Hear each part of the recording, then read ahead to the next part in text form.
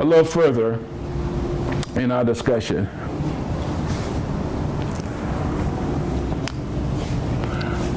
Let's say if I gave you the square root of 50. We want to look at the square root of 50. Well, I know by definition that 50 is not a perfect square. So I need to break this down. I'm going to break it down into what, 25 times what, 2? Why did I use 25? Because 25 is a perfect square. And then that 25 times 2 will give us what, 50.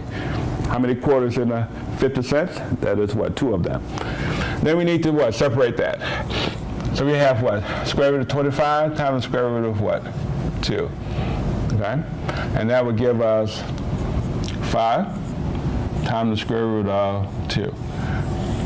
And you see very clearly that this follows our definitions. Finally, let's deal with some variables. Let's say we have x to the 6th power, y to the 9th, and we have z to the 3rd power. We need to simplify that.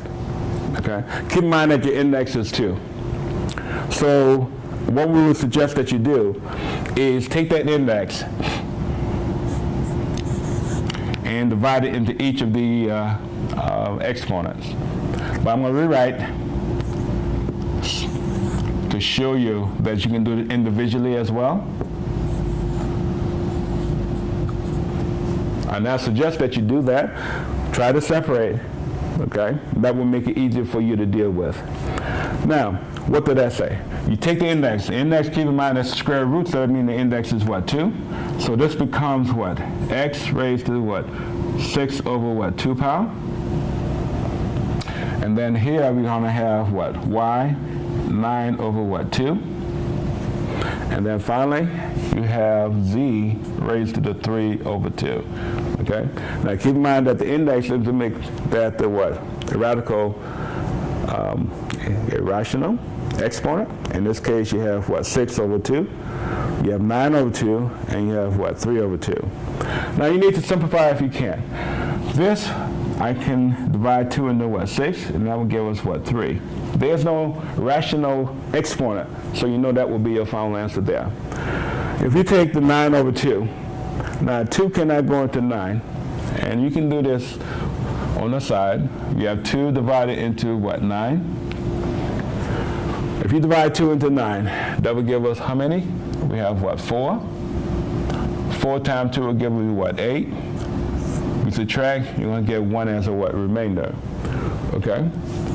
Now, I have identified this. This is your outer exponent.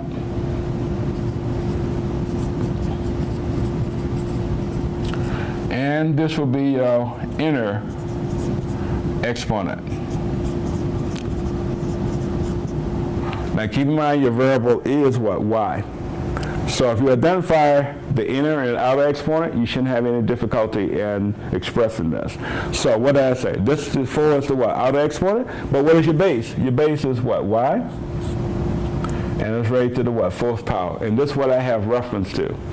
And then what is your inner? That means that you have a what? Radical. And we have what? Y raised to the what? 1st power. So this will be your outer exponent. This will be your what? Inner exponent. Okay, always remember that. Now, same thing goes with your 3 over 2.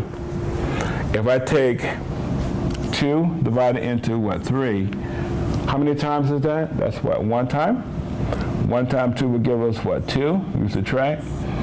And then your remainder is what? 1. Again, this is out.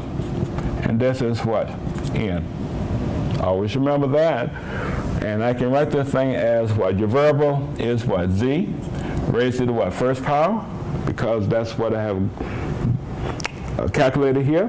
And then here inside, I have the square root of what? Z raised to the what? 1st power. Okay? This is always the situation. So variables are very, very nice to work with.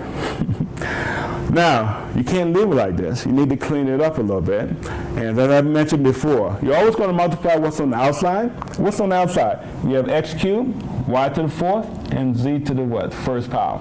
So I'm going to write this as x to the 3rd, y to the 1st, and fourth rather, and then you have z to the what? First power.